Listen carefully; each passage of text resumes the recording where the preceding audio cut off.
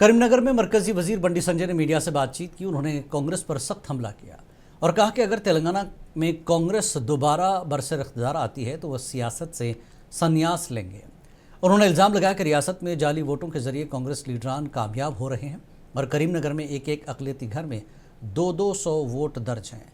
बंडी संजय ने PCC chief Mahesh Kumar Gaur पर तंज कसते हुए कहा कि उनकी बातें गजनी फिल्म की याद दिलाती हैं। उन्होंने मजीद कहा कि बीसी रिजर्वेशन के नाम पर मुसलमानों को फ़ायदा देना नाइंसाफ़ी है और कांग्रेस हमेशा पसमानदा तबकात को नुकसान पहुंचाने की सियासत करती है। ప్రజలు ఎవరు ఓటేస్తారు? కేంద్రంలో అధికారంలో పార్టీకి బీజేపీకి ఓటేస్తారు. దాని మీద స్పష్టం చెప్పాను. రాత్రిపూట యాత్రలు చేసి ప్రజలను కలవకుండా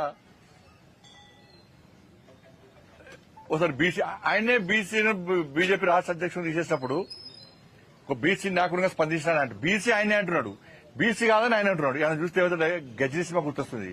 దాని హీరోకు 15 నిమిషాల కంటే ఏం గుర్తురాదు. మళ్ళీ ఏం గుర్తులేదు, 15 నిమిషాల మళ్ళీ ఏం గుర్తులేదు, అన్న గుర్తురాదు. ఆయన ఎవరు తెలిసి చెప్పండి ఎవరికన్నా. కరీంనగర్ ప్రజలు ఆయన గుర్తుపడతారా?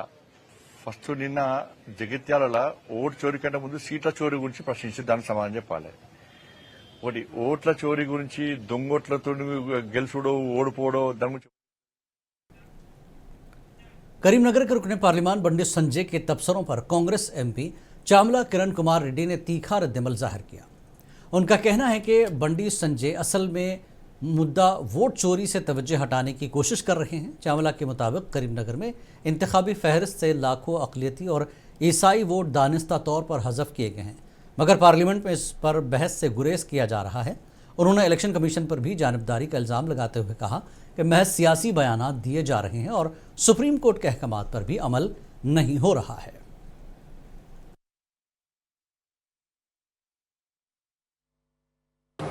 బండి సంజయ్ గారు, మీరు కరీంనగర్లో ఈరోజు మాట్లాడుతూ మా పీసీసీ అధ్యక్షులు మహేష్ కుమార్ గౌడ్ గారు ఓట్ చోరీ గురించి మాట్లాడటాన్ని మీరు తప్పుపడుతూ అసలు ఓట్ చోరీ జరగలేదు, జరిగుంటే 17 పార్లమెంట్లో మేమే గెలిచేటోళ్ళమని చెప్పడం జరిగింది. మీరు ఓట్ చోరీ చేసిర్రా చేయలేదో మహారాష్ట్ర ఎన్నికలలో కర్ణాటక ఎన్నికల గురించి రాహుల్ గాంధీ గారు క్లియర్ పవర్ పాయింట్ ప్రజెంటేషన్ ఇచ్చిర్రు. ఒకే ఇంటి నెంబర్ మీద 100 ఓట్లు, ఒక పబ్బు పేరు మీద 78 ఓట్లు, ఇట్లా మీరు ఒక మహాదేవ్పూర